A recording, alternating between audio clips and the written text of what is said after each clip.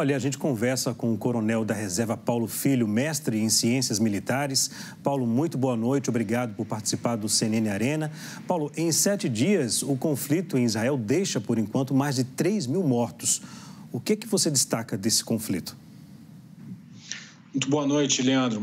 Prazer falar com vocês e falar com seus telespectadores. A gente pode começar falando sobre o ineditismo da ação terrorista do Hamas, né? Uma ação de alta intensidade que causou um número de vítimas civis muito alto, que pegou completamente de surpresa o dispositivo de inteligência israelense, pegou de surpresa as tropas que estavam na fronteira com a faixa de Gaza, que também foram pegas de surpresa. Algumas instalações militares israelenses foram, inclusive, conquistadas, com seus soldados, muitos mortos, outros sequestrados e levados para a faixa de Gaza. Então, uma ação militar muito audaciosa do Hamas, que contou com uma infiltração por mar, por terra e, incrivelmente, por ar, né? Eles utilizaram paragliders, que são aqueles parapentes a motor. Tudo isso ao mesmo tempo em que lançavam milhares de foguetes no território israelense. Então, uma ação que teve um objetivo muito claro de chocar, né? Um objetivo clássico do terrorismo, que é chocar a população civil, né? Causar o terror. E, nesse sentido, foi uma ação, até o momento, do ponto de vista do Hamas, exitosa, né? Do ponto de vista do terrorismo, uma ação exitosa, infelizmente. Para Paulo, o potencial bélico de uma possível entrada do Hezbollah, que é aliado do Irã, é ainda mais preocupante nesse cenário? Sem dúvida nenhuma, né? Porque o Hezbollah fica no Líbano, principalmente no Líbano e também na Síria, né? Ou seja, na fronteira norte de Israel. E se o Hezbollah entrar no conflito, Israel vai ter 2 frentes, né? O exército de Israel vai estar combatendo na faixa de Gaza e vai estar, ao mesmo tempo, combatendo ao norte, na fronteira norte, contra o Hezbollah. Então, é uma preocupação. E também há o problema do extravasamento do conflito, né?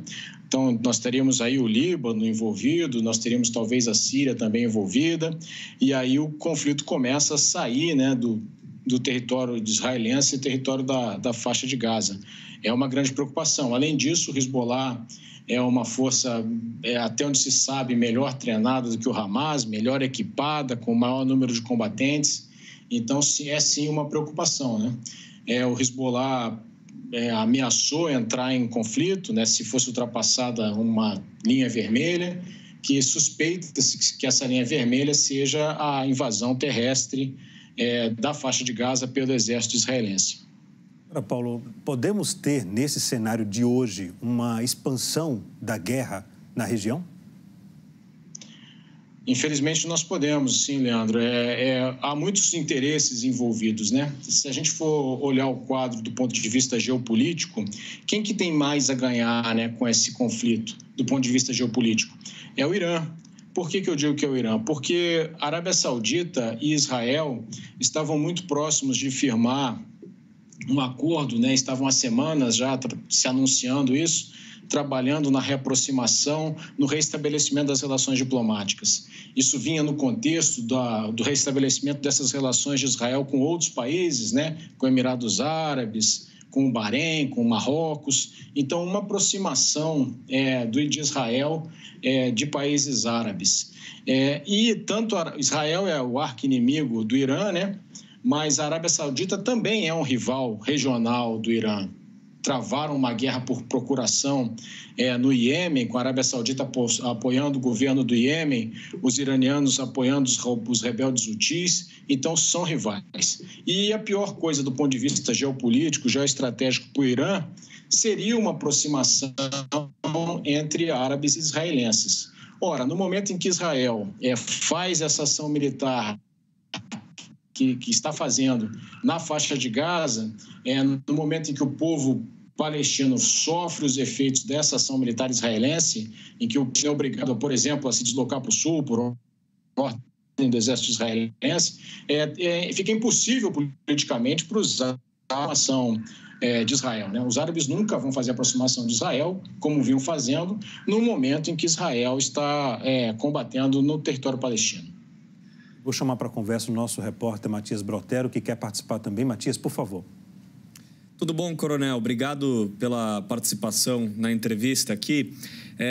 Saindo um pouco do contexto geopolítico, eu queria falar um pouco sobre o ponto de vista tático-militar.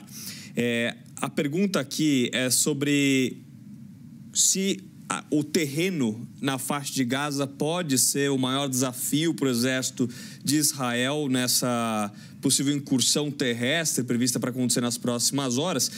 E acrescentando a esse terreno, a gente sabe que existe uma rede de túneis muito grande ali na faixa de Gaza, né? Então, há uma área subterrânea muito grande, possivelmente desconhecida pela inteligência de Israel.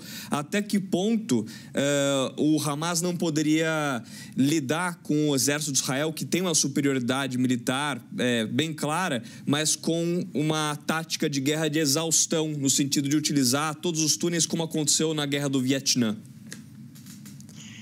Matias, essas imagens que estão sendo mostradas aí dos estragos, né, feitos pelos bombardeios israelenses na faixa de Gaza vão me ajudar bastante na resposta. A maior dificuldade, a operação militar mais complexa é a operação militar em área urbana. Por quê? Especialmente numa área urbana densamente povoada, com prédios muito próximos uns dos outros, ruas estreitas, como é a faixa de Gaza.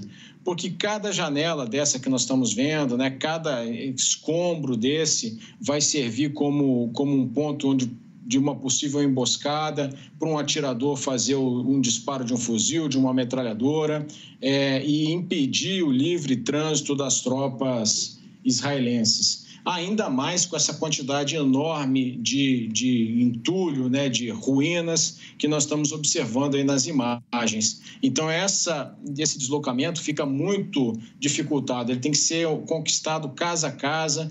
Cada edifício desse tem que ser verificado para tentar capturar os terroristas, os integrantes do Hamas. E tudo isso muito mais dificultado por essa extensa rede de túneis que existem na região.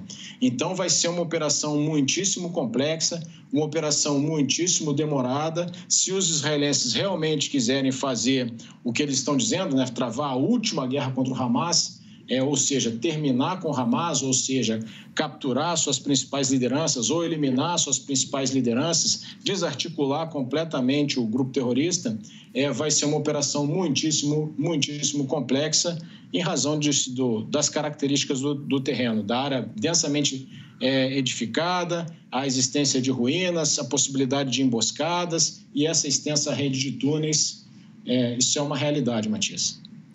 Professor Paulo, vou pedir licença rapidamente ao Matias também.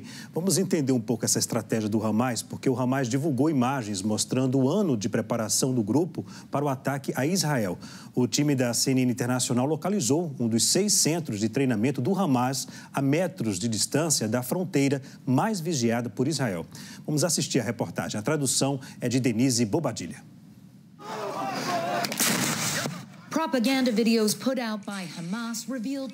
Vídeos de propaganda colocados pelos Hamas mostram detalhes arrepiantes dos anos de preparação que já resultaram nos ataques de sábado, embaixo do nariz de Israel.